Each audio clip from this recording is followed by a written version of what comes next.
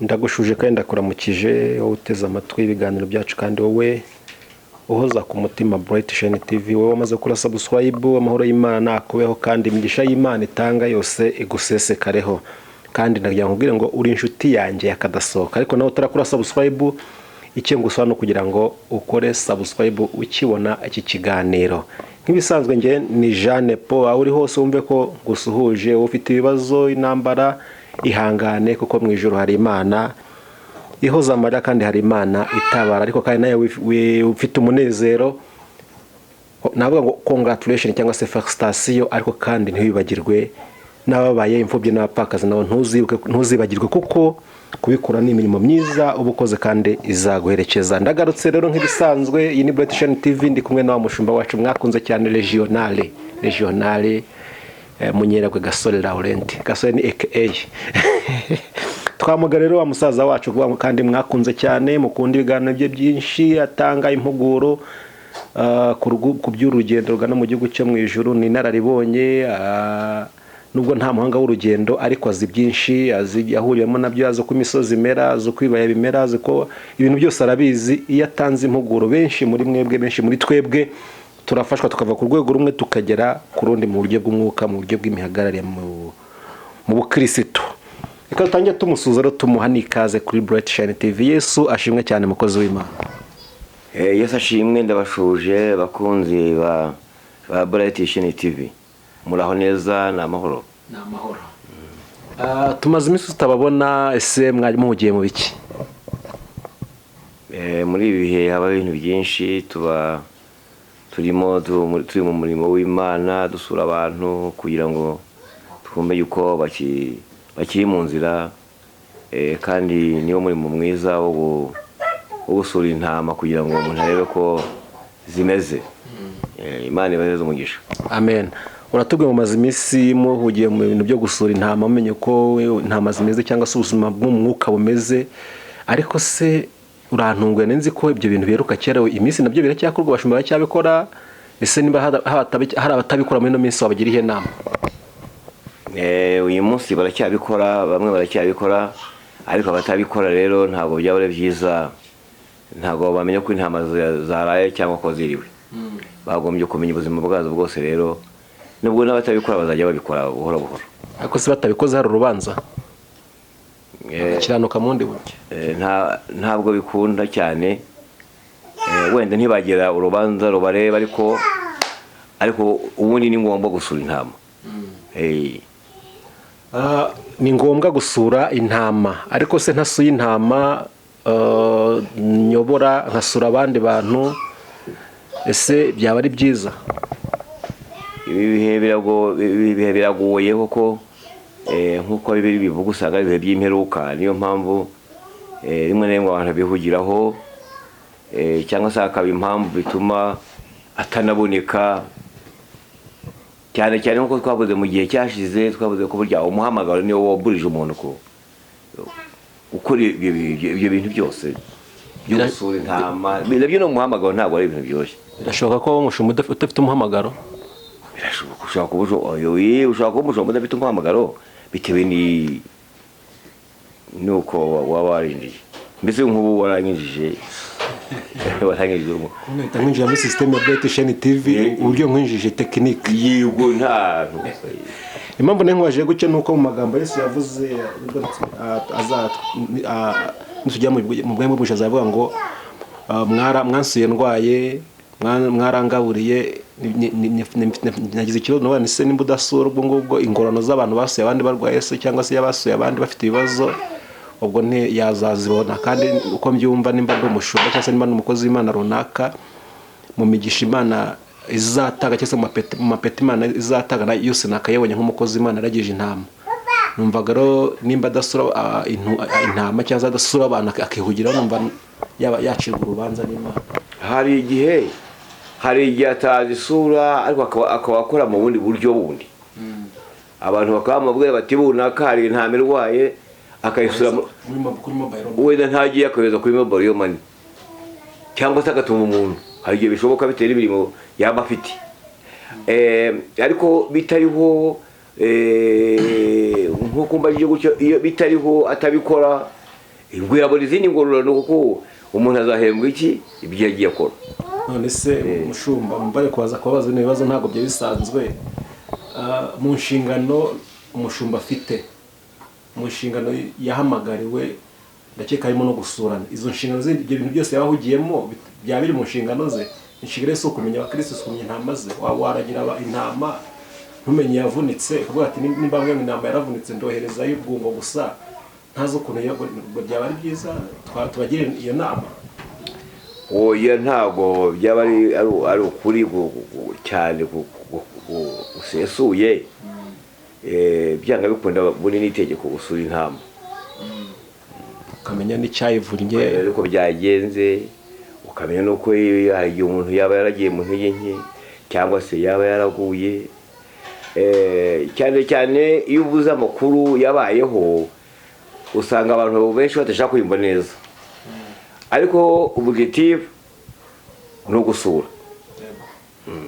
Murakoze cyane. Hari umunyarwanda avuze ngo abantu bakunda umurambo kurusha umuntu muzima. Niyo mpamvu umuntu ari abantu barwaye ko ntashaka kubasoye ko yakomanga agize ikibazo runaka yitabye Imana biwo mubiri ati yo umukristo wanjye kandi yamusoye wenda byari kugira akamaro cyangwa se kumusenya arisagisha gusenga cyangwa se hari icyo cy'umuceri ko mpanamure agashyiraho n'isengesho bikagira umumaro ntatawo munsi. Hari abantu batagiye kitageze yagombye kuba kandi ibi bihe biragoye. Ibi bihe biragoye kandi nivuga butumwa ry'igihe naryo usanga rikomeye naryo kuko nta rimwe na rimwe umuntu ashobora kuba umushumba cyangwa se akaba ari ubumwa reka tuvuge n'abavuga butumwa bugucyo nyine. Ibyo ni ibintu birora.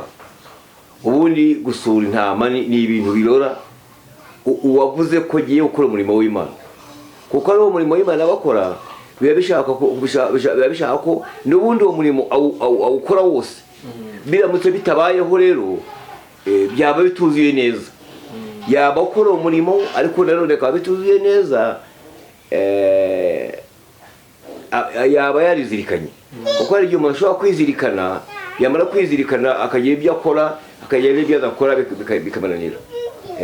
Murakoze cyane. Hari umwimbi yavuze ngo gusenga no gusurana nibyo byongera amavuta. Murakoze. Iyo tuvuze ngo hano ngo abashumba hari umuntu umva ngo ibyo birareba umushumba oya nawe perezida wa korari nawe ushinzwe icyiciro runaka ushinzwe igihande runaka ndakeka biba bimureba nawe yitwa umushumba bitewe n'abayoboye uwo mwanya ndakeka. Buriya n'umudiyakoni umushumba yes no mwanya no mushumba none ikindi nawe ushobora kuba umushumba utamufashe ubundi ni ibintu bireba abantu bose ntabwo bireba umuntu wenyine ngo uzabe buriya niba uzajya gusura abantu oya ubundi bikunze ni ibintu ivuga butumwa rireba umuntu wese wagiye wiyeguriye kuba umukristo kugira ngo n'undi wabaye umukristo nawe ushaka kuba we ashobora no kuhagusanga ashobora no kuhagusanga uri muganirizo umukristo agiye gusura akahagera baturanye cyangwa se akahagera avuye n'ahandi hantu akabaza ati se bati ninge ati n'umwarimu cyangwa se ati n'umushumba wacu wadusuye akumva rwarukunda ariko burya abandi bantu burya barakundana ubwo bakunda abantu nange nzabajyamo ukabona abantu baraje niko abantu bagenda baza mu itorero nuko bageze ahantu bagasanga abantu bahari bagasanga muri abo bantu waje kubasura harimo umuyobozi wabo none bakatiwe bakarima n'akarimbo batakarimba se bakaza no gusenga ariko ikigishwa abahakuye nuko habusanze umuntu waje gusura umukristo wabo akaba tuko umeze gutyo rero ubu nanjye ngomba kujya guterana n'abantu b'Imana ahantu bagira urukundo ubundi ikigaragaza urukundo rw'abana b'Imana nuko basurana nuko basurana cyangwa se bagahuguraga buriya ijambo Paulo yandikiye itorero y'Itesaloniki mu bice 4 hari ijambo ngo mumaranisha imibabaro kubwirana ayo magambo bayabwirana bayabwirana igihe basuranye bayabwirana igihe bahuriye mu nzira bagenda bibukiranya kuko ijambo kumaranisha imibabaro nuko bwije nuko bukeye bagenda baganiriza nkuru bagenda baganira izo nkuru uko bwije n'uko bukeye bakibukiranye, noneho bagahora bari mu bintu nk'ibyo by'Imana. Iyo bahuye bagahita baganira, umeze ute muri urugendo, ese bimeze bite, ati nge muri iyi minsi nawe n'icyerekezo, nshuti yanjye sengera Imana giteye gutya, akamusengera Imana cyangwa akajyana iki uwo mutwaro.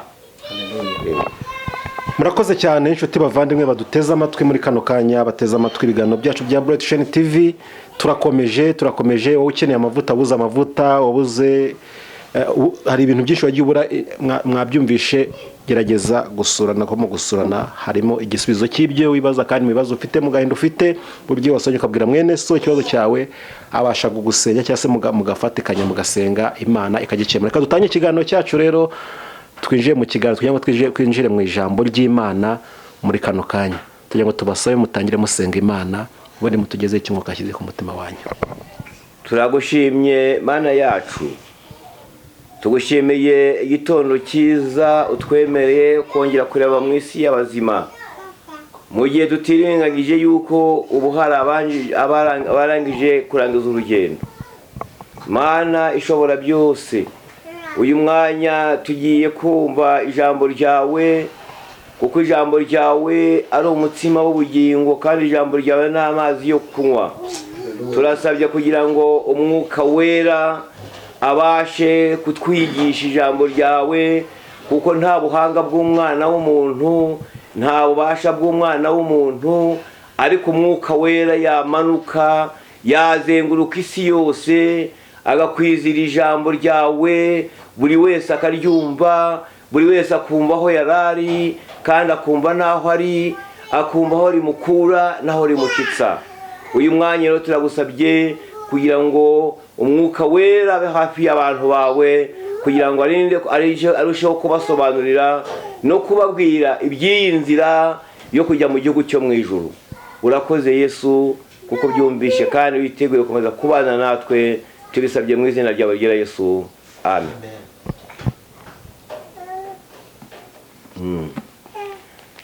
Inshuti za Byumve TV, nagira ngo tuganire ijambo, intego yaryo ivuga ngo kwicisha bugufi hanyuma Imana ikakumvira. Imana idufashe cyane. Ndagira ngo dusome ijambo ry'Imana mu gitabo cy'umugabo witwa Yona, ibice 3 duhereye ku murongo wa mbere. Maze ijambo ry'Uwiteka rigera kuri Yona ubwa kabiri, riramubwira riti, haguruka ujye i Nineve, wa murwa munini, uwuburire umuburo nzakubwira. Nuko Yona arahaguruka ajya i Nineve nk'uko Uwiteka yamutegetse, kandi Nineve wari umurwa munini cyane kuwuzenguruka, rwari urugendo rw'iminsi 3.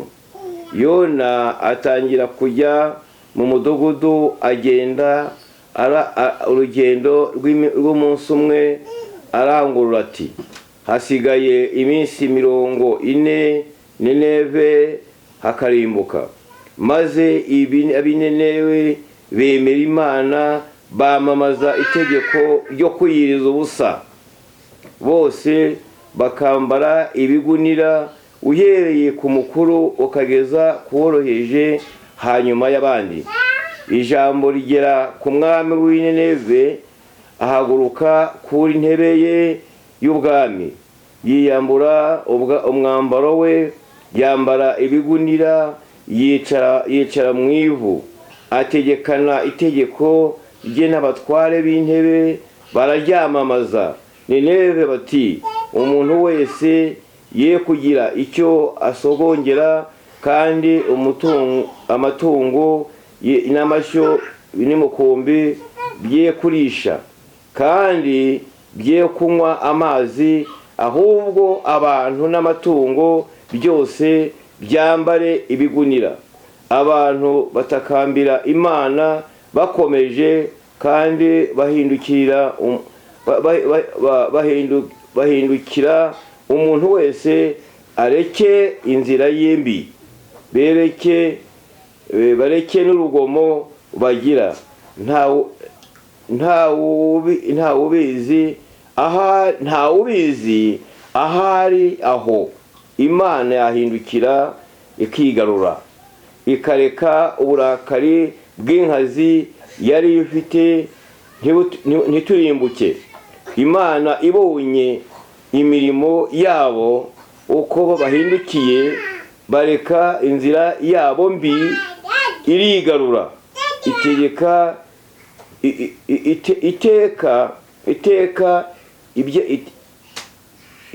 ireka ibyago yari yabageneye, ntiyabibateza. Amen. Imana ishimwe cyane. Aya ni amagambo dusomye inkuru y'igihugu cy'inenewe. Umugabo witwa Yona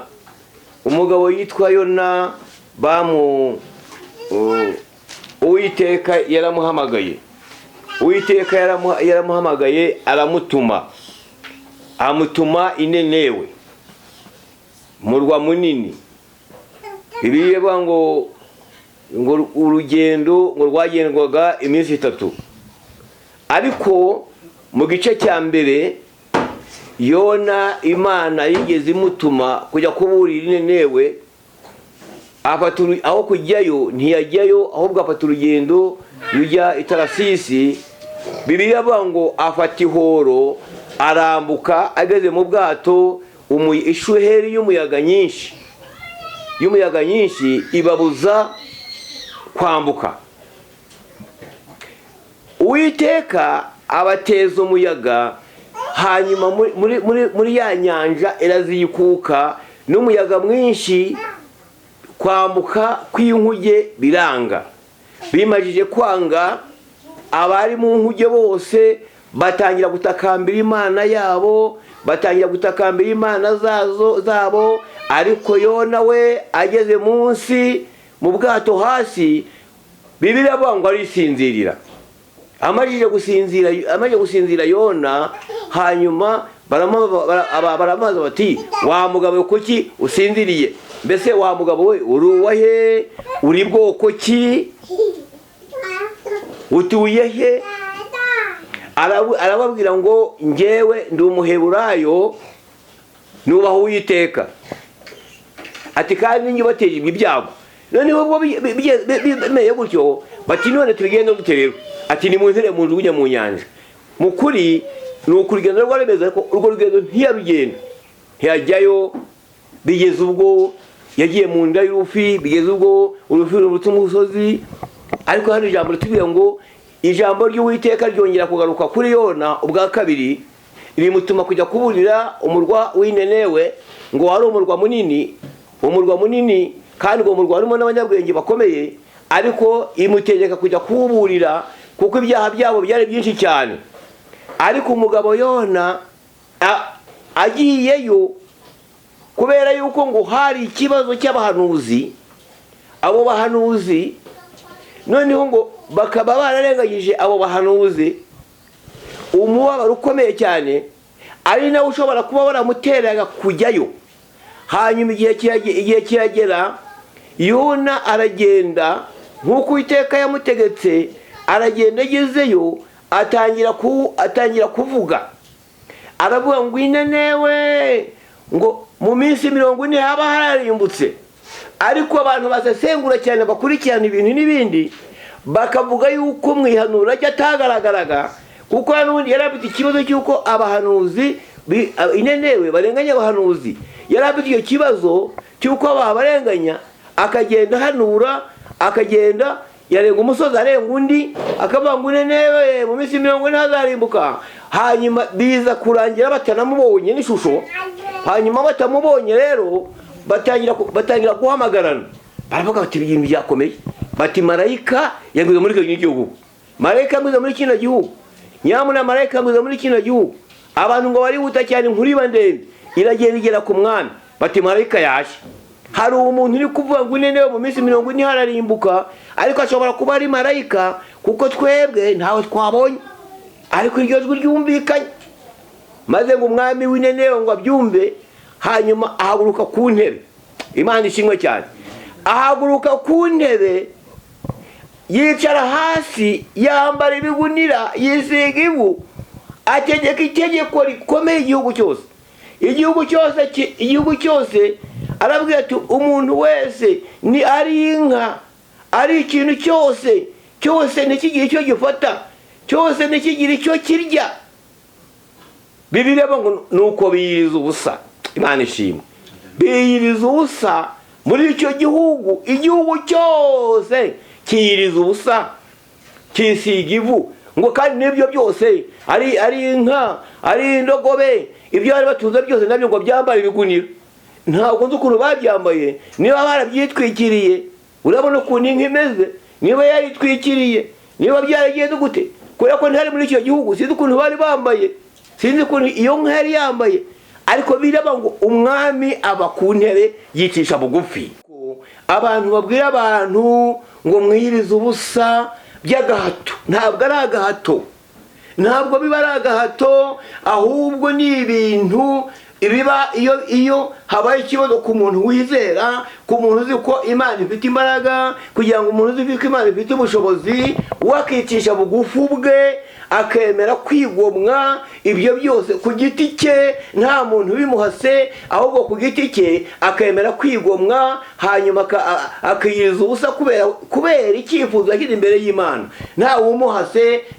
Hari abantu batekereza yuko kwiyiriza ubusa ari umuntu babitegeka bati bikore, batekereza ko ari umuntu babitegeka bati bikore, byanga bikunda. Oya, ntabwo ariko bimeze, ahubwo kubera ko ikibazo kibaye, kandi akaba azi ko Imana ifite imbaraga, kandi akaba azi ko Imana ishobora kumusubiza, kandi akaba azi ko Imana ishobora kumugirira neza, niyo mpamvu afata umugambi. Umwami w'Neneho afata umugambi ati umuntu wese ntarye, umuntu wese ntanywe, n'amatungo ntashoke ngo ajye kunywa amazi, ahubwo dutegereze ahari Imana yakwigarura. Imana idufashe cyane. Ahari Imana yagira impuhwe, ahari Imana yakwigarura. Bibiliya ivuga ngo iki? Bose barabikora, bamajije kubikora Imana irigarura, ngo ibyago yagombaga kubateza ibikuraho. Imana ishimwe. Iyo umuntu afashe umwanya wo kuba imbere y'Imana, hari icyifuzo ajyanye imbere y'Imana, ndagira ngo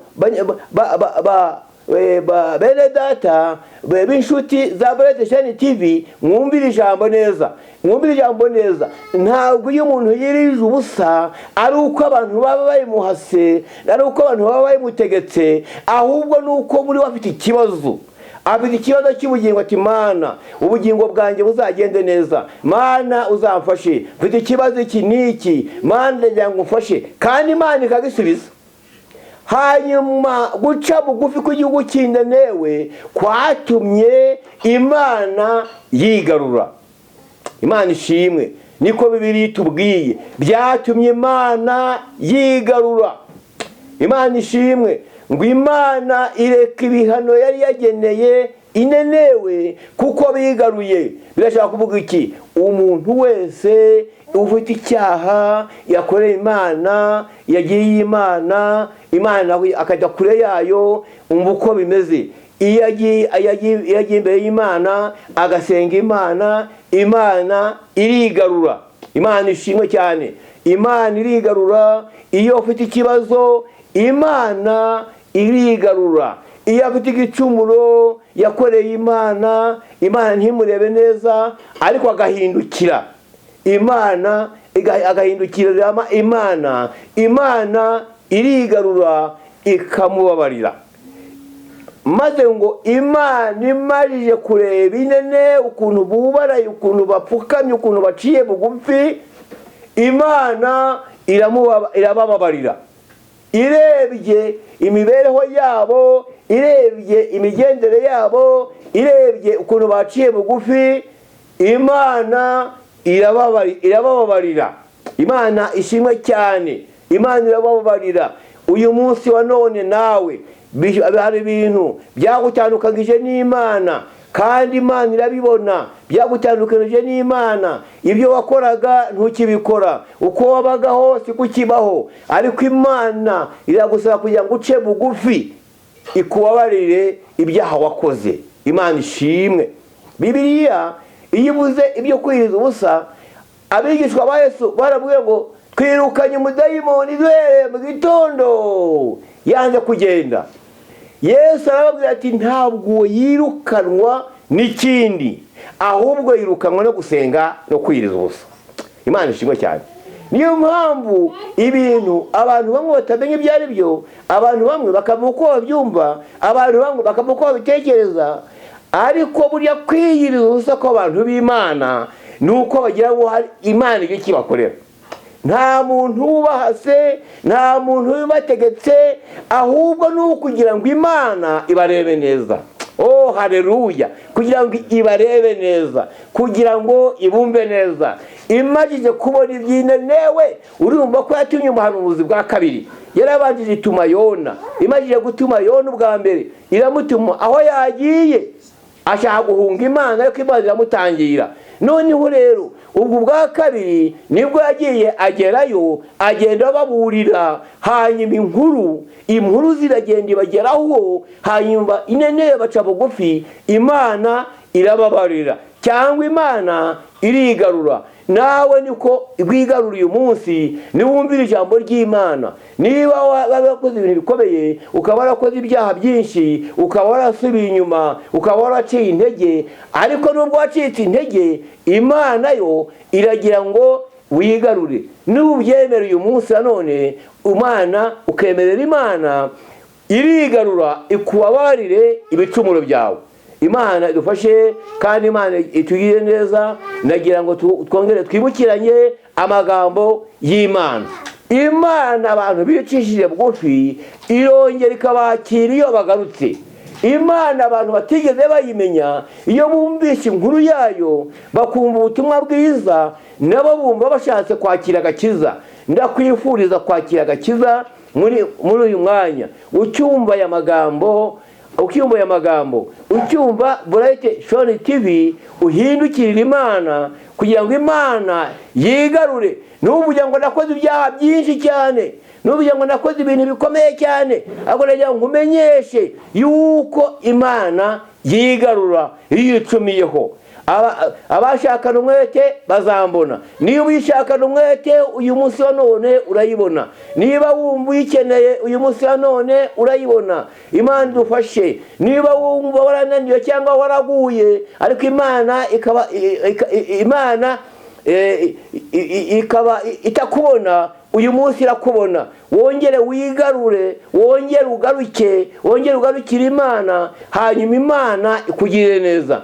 Imana idufashe. Ubu tugiye gusengera umuntu wese wumva ahindukiye amajije kumva ubutumwa. Inshuti za Bright Shone TV, tugiye gusengera umuntu wese wumva ashaka guhindukirira Imana, kuko uyu mwanya ucyumva y'amagambo n'umutima wawe wose, Imana yo yiteguye kongera kukubabarira. Imana yiteguye kongera kukwakira. Imana dukore cyane. Ushobora kuba utarakizwa, ushobora kuba utarakira agakiza, ariko ucyumva aya magambo, Imana ibyaha wakoze byose irabikubabariye. Imana dukore cyane, kuko ni Imana y'imbabazi, ni Imana igira neza, ni Imana itinda kurakara. Niyo yumvisha hari ikibazo igutumaho. Niko yatumye winenewe, yari ifite ubushobozi bwo kuharimbura itiribateguza. Imana dufashe. Yari ikwiye kubaha ibihano itiribateguza, ariko hanyuma ituma umuhanuzi.